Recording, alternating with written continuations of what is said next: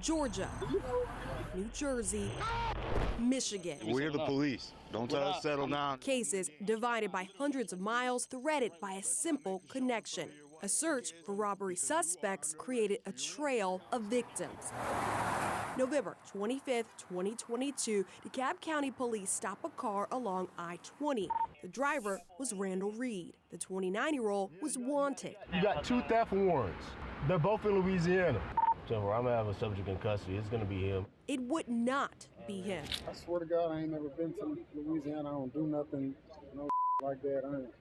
Who would use your name? Like, who would get you involved? I don't know, because I got my license. I don't even know nobody in Louisiana. Randall had never been to the state, yet officers in 2 jurisdictions there accused him of stealing purses in Jefferson Parish and Baton Rouge. His attorneys say Louisiana law enforcement linked him to the crime he did not commit by using facial recognition technology. FRT is software that analyzes facial features, comparing one image to another to confirm a match or offer a limited set of results with similarities. At the time of Randall's arrest, neither he nor DeKalb PD knew Louisiana officers used the technology to ultimately issue warrants. How often does what happen? When it's not the right person? I never know if it's the right person. Put your phone in your pocket. It was not the right person in this arrest either. So I don't get to go in my house. No. And I got a warrant for retail fraud. Go home, settle down, bro. You want to I got a warrant for retail fraud. In January 2020, using facial recognition technology, Detroit police linked Robert Williams to this surveillance video. The video shows a man stealing watches from a Michigan jewelry store. Robert, his family, and attorneys allege in a lawsuit detectives failed to thoroughly investigate beyond using the software. Arrested me for absolutely no reason other than whatever you seen on a picture it's not real. You could be doing every single thing right and still be arrested as if you've done something wrong. Right. They made a mistake, baby. It's okay.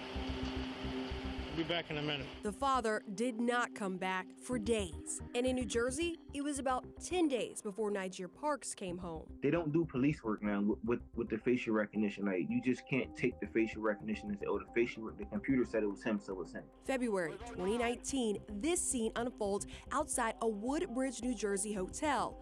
A suspect parked in a Dodge Challenger is accused of stealing from the gift shop. As officers are questioning the driver, he cranks up his car.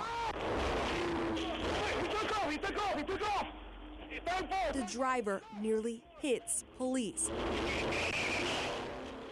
Court documents reveal law enforcement later used facial recognition technology to run the actual suspect's fake license through the system. It falsely linked Niger to the crime he did not commit. Aggravated assault with a deadly weapon, shoplifting, eluding. My jaw just dropped. It was just like, huh? Like, where did you get all this from? All 3 jailed, all falsely matched, all black men. A national study finds FRT use contributes to greater racial disparities in arrests.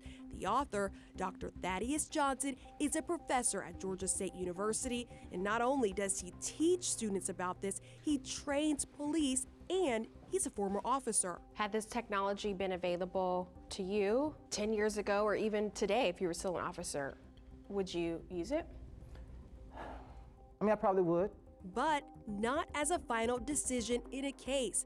Dr. Johnson's study examines FRT deployment in more than 1,100 cities in subsequent arrests in 2016. The results show agencies which use FRT had a 55% higher arrest rate for black people and a 22% lower arrest rate for white people compared to agencies that did not use facial recognition. Bias can be embedded on the very front end. According to the report, contributing factors in racial disparities include Black people are overrepresented in image databases like mugshots, so they carry a greater risk of being misidentified.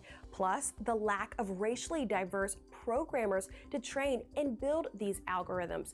Also, the absence of federal guidelines to interpret these results. And finally, the psychological effect of workers relying on shortcuts for time-sensitive, high-stakes decisions.